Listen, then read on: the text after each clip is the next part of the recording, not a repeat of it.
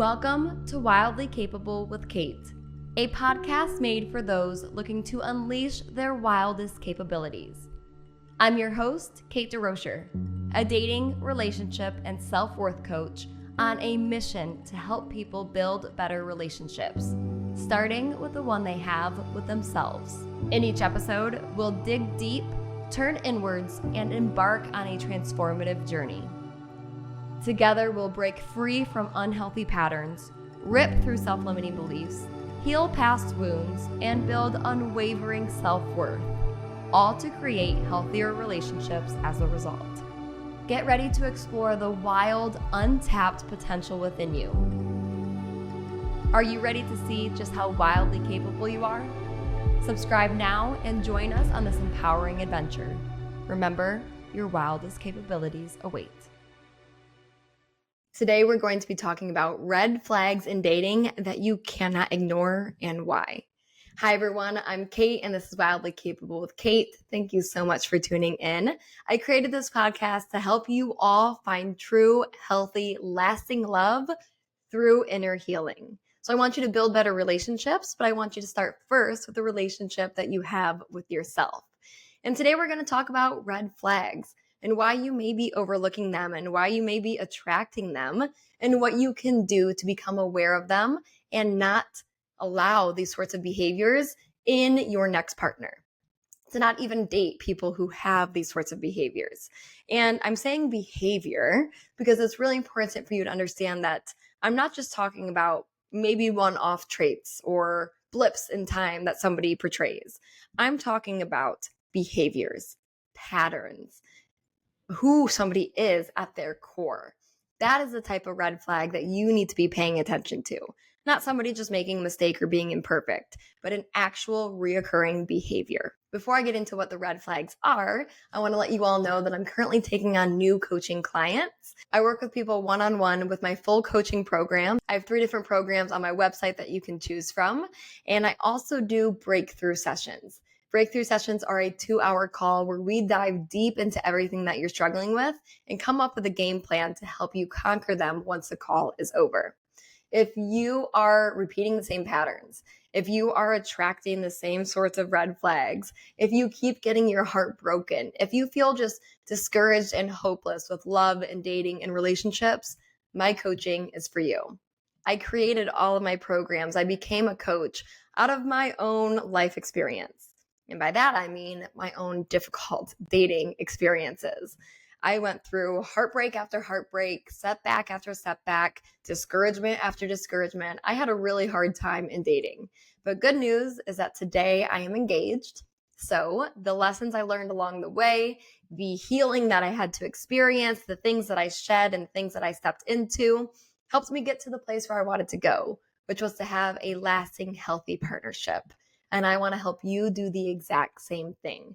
I want you to turn inwards so you can figure out what role you're playing in your own relationships to heal them and attract healthier matches for you.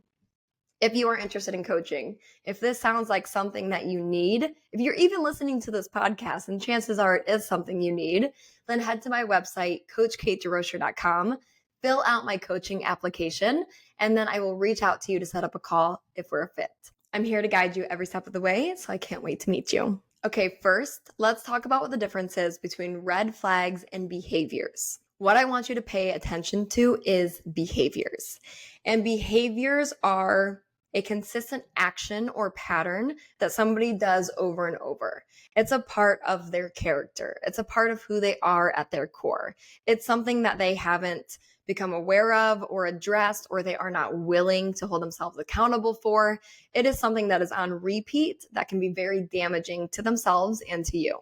Behaviors are ongoing and they provide a clear picture into somebody's character, values, emotional maturity, awareness, and level of healing. Now, these behaviors can be anything from how somebody handles conflict, how somebody communicates, how somebody respects boundaries. There's so many different behaviors you can see within somebody that you will start to see as you get to know them. So table that. That is what behaviors are.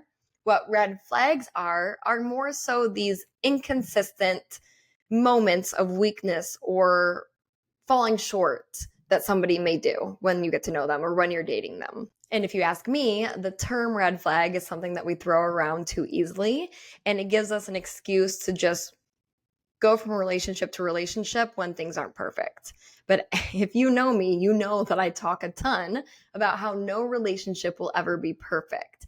Every relationship will have its red flags. Every person will have its red flags. People are flawed. They are nuanced. It is part of the human experience. And if you are going to be in a lasting partnership, you will have to accept somebody for those parts of themselves too. But that's the difference between like a flaw, a red flag, and an actual behavior. If it's something that they are completely unaware of or unwilling to work through, or even they do it in a malicious way, that's a behavior. That's something that you should pay attention to. If it's just a shortcoming, a mistake, a miscommunication, that's more so a red flag, and that's something that can be easily addressed. But at the same time, red flags, even though they are more often isolated single events or occurrences, they can point to something deeper.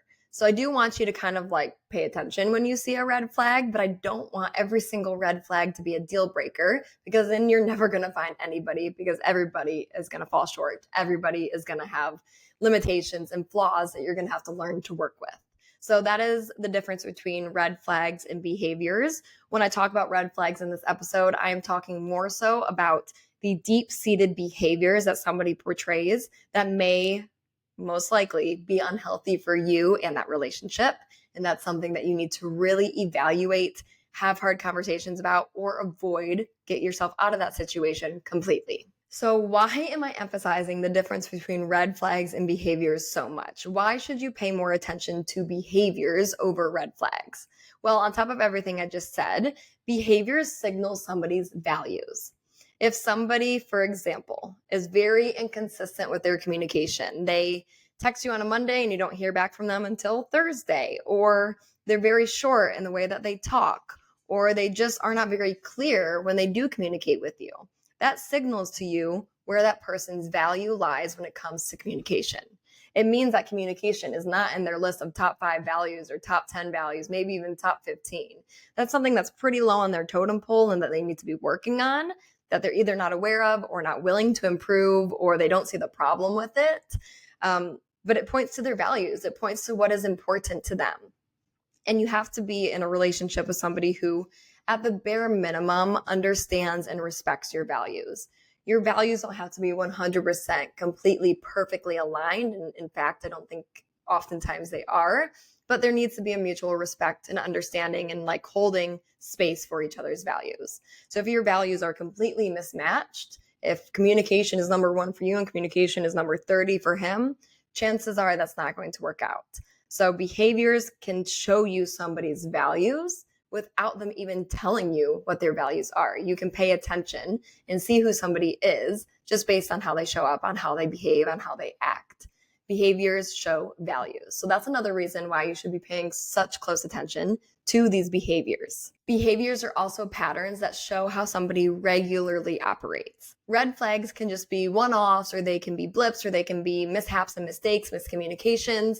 But behaviors is how somebody acts, shows up, reacts, thinks, processes consistently over and over. It's more so who they are as a person.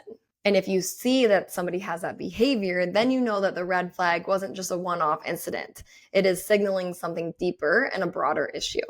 And the last reason for why I'm harping so much on behaviors is that red flags can be easily overlooked or missed, but behaviors, since they are repeated, they are cyclical, you will actually see them more readily. So you can pay more attention to them. So don't get so stuck on, if he said this way or he did that, it's a red flag. Pay more attention to what are they showing me consistently over time. Ultimately, paying attention to both red flags and deeper behaviors is essential when you're getting to know somebody or in a relationship, but it is behaviors that will show you the true essence of what's going on underneath those red flags. Behaviors are a long-term view of how somebody is likely going to show up in the relationship, in the future, or when you actually commit to them. So pay attention to both, but definitely be more aware of behaviors. So what are the red flags, behaviors that I want you to be paying attention to when it comes to dating? These that I'm going to talk about especially pertain to the early stages of dating. I'm not so much talking about when you're in a committed relationship. I'm more so talking about when you're going on a few dates, you're starting to get to know them, you're deciding if there's somebody who you could see some sort of relationship in future with. Those are more so the types of circumstances that these red flags, that these behaviors apply to. The first one is inconsistent communication. One day they are very attentive, they're texting you a lot, they're calling, they're FaceTiming, they're checking in, they're sending you videos, memes, TikToks, whatever. And then the next, it's pretty much radio silence. They just disappear. But then they come back 4 days later, a week later, and the cycle repeats.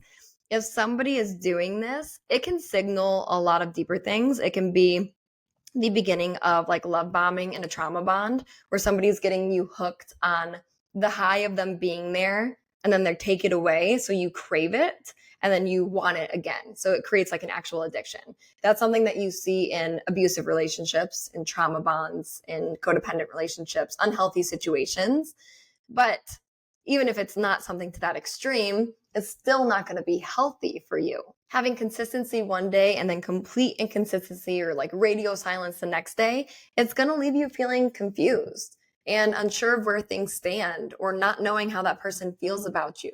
You're going to be stuck on this loop of, oh my gosh, they are interested, and then no, they're not, to they are, over and over again. And that's a high and a low that is not healthy for anybody. Our brain should not be receiving that sort of dopamine hit followed by such a low over and over. Like I said, that's how addictions form, and it's just not healthy for your well-being or your mental health.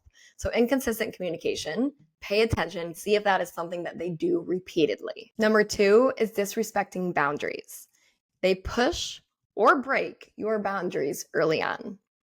I talk extensively about how boundaries are key to a healthy relationship. Whether it's romantic, coworker, friendship, family, boundaries need to be at the center of a relationship.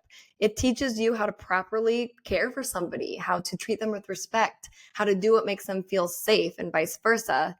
They do it for you. But if the person you're starting to see kind of like pushes your boundary, tests the waters a little bit, tries to get you to do something that normally you would not be okay with, and they frame it as like, oh my gosh, it's just this one time, it's just fun, don't be so serious. If they push your boundaries a little bit, or if they actually break them, that is a big no. Yes, conversations can be had where you explain, hey, this is a boundary, this doesn't work for me, it makes me feel uncomfortable, can you change that in the future? And then give them the chance to change it. But if they do not change it, if they keep pushing the boundary, if they keep breaking the boundary, again, that's when you know it is a behavior. And just like with inconsistent communication, breaking and pushing boundaries can be a sign of something pretty serious and abusive and unhealthy.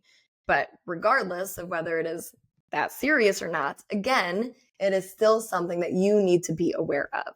If you are left feeling kind of like you betrayed yourself, like you went against your own needs, your own desires, your own comforts, really, really sit with yourself and ask yourself, what was that? Is that something that they do, or was it just a mistake that we can talk about? Pay attention, because pushing or breaking boundaries can be extremely, extremely serious and will lead you down a bad road if it's not changed. Number 3 is that they are overly critical or judgmental. If you are in the early stages of dating and somebody is just saying little put downs to you or judging you, even jokingly, or just criticizing you left and right. They don't like the music you listen to. They don't like the way you dress, like the little things like that, whether they like really say it or they just kind of joke about it. It is something to pay attention to, because that can point to a lot of deeper issues, them not being supportive, jealousy, control issues, not wanting you to shine brighter than they do, wanting to hold you down, wanting to make you lose your self-esteem so they can control you more, manipulate you more. There's so many reasons why somebody may be overly critical. When you are in a lasting partnership, it is you and your partner's job to hold one another accountable and to share the things that you're seeing. So a little bit of feedback or criticism, if you want to call it that, is healthy and necessary. But there's a difference between I love you so much, I see how you can grow, and I just want to put you down to cause you to lose your self-worth, to cause you to lose your identity, so I can get you more dependent on me, so I can control you more, so I don't have to worry about you like talking to other people, having your own life, having a career. what have you. So pay attention. If they are jokingly putting you down, if they are directly putting you down, that's something that you should probably address and get out of as quickly as possible. Number 4 is that they rush you into the relationship. So somebody who wants to kind of like bypass the stages of dating, which is normally around like a 2 to 3 month span before you decide if you actually want to commit to a relationship. That's very broad in general. Every relationship is different, but that's what I've seen most often in my own life or in clients' lives or friends' lives too. If they want to bypass that stage of truly getting to know each other, of understanding each other more deeply, of seeing if you actually are a healthy match for each other, seeing if you are aligned, seeing if you can build a healthy foundation. If they just want to skip right past that and get right into a serious, committed relationship with you, maybe even move in with you or invite you on family trips or things like that, that is a big red flag. That could be a signal to a deeper behavior that will lead you into an unhealthy situation. So pay attention to it. Relationships take time to build. I always use this analogy of relationships are like an onion, where you meet somebody and they're on the outside of this onion, they're on the very last layer. And as they get to know you and you get to know them, you slowly see, can I peel back another layer and another layer and another layer? Can I let this person in more closely to me? Can I trust them to be closer to me? Can I trust them with more serious topics or things of my heart? Or should I keep them on this outer layer because they're actually not aligned? It's actually not safe. It's not healthy. If somebody wants to just rush right into the center of that onion, it is definitely a sign of something deeper. It can be their own insecurities, so they want to lock you down. It can be a manipulation tactic to get you hooked on them. So many deeper things can be the root of why somebody will push you to rush into a relationship. So slow down, please slow down, take your time getting to know somebody. And if they won't let you address it, remove yourself from the situation if they don't change it. And last but not least is that they avoid emotional intimacy. They avoid emotional vulnerability or deep conversations or genuinely getting to know one another. Again, it can point to a lot of the things that I just shared with number 4 with rushing you into a relationship. And it can also just point to emotional unavailability within themselves, which means when you have feelings and emotions in the future, they're not going to be able to be available to you. If somebody cannot process and manage their own emotions, they certainly cannot manage yours. Real connection requires openness. It requires you knowing the intricacies of your partner's heart, of their fears, of their insecurities, of their struggles, their traumas, the things they've gone through in their life. To truly know someone is to truly love someone. And if somebody will not give you the opportunity to get to fully know them, it's going to be a very surface level relationship, and you're going to be left feeling like unfulfilled and like you're longing for more. So if somebody is not emotionally available or vulnerable or open, it's something to pay attention to because of all of those reasons. It can lead to difficulties down the line. It can lead to you feeling unfulfilled. So pay attention. Will they have hard conversations with me? Do they share information about themselves? Do they tell me who they are? Do they tell me their fears or their struggles or things that they've gone through? Or do they shut down and clam up the moment that I bring those things up?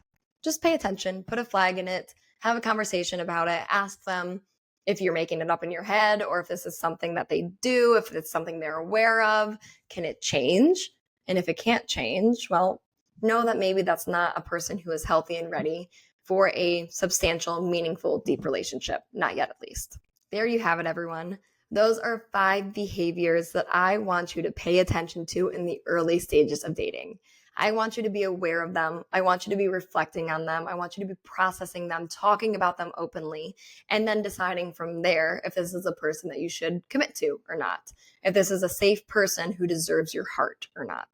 Learn all of these things about somebody before you are even physically intimate with them. I tell people the same thing with slowing down in dating. Slow down in being intimate with somebody. Because if you have sex, if you jump right to the physical aspect of the relationship, you will not see all of these things. And you will get hooked and attached to the relationship, to the person, prematurely before you can see if any of these things exist within them or within the relationship. Slow down. Pay attention. Take note of these things.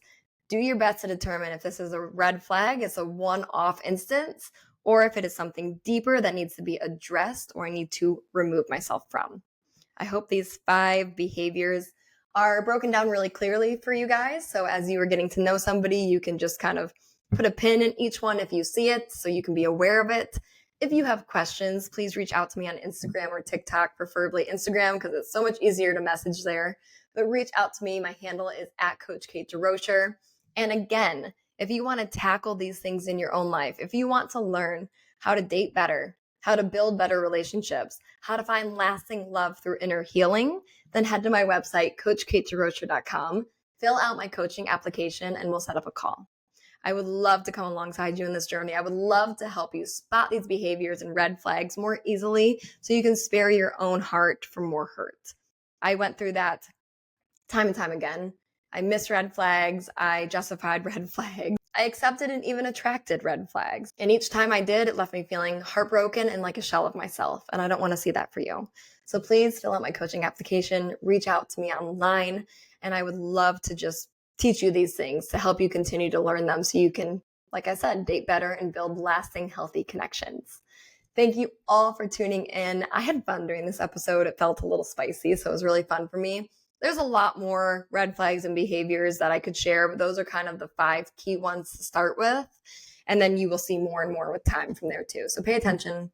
I hope this helps. Please rate, like, subscribe this podcast episode so I can get it out to more people. Please share it with a friend who's maybe dating somebody who you know she shouldn't be dating. Send it to her. I hope that this helps you pay more attention and become more aware in your dating situations. Thank you all for tuning in. I will see you here next time on Wildly Capable with Kate.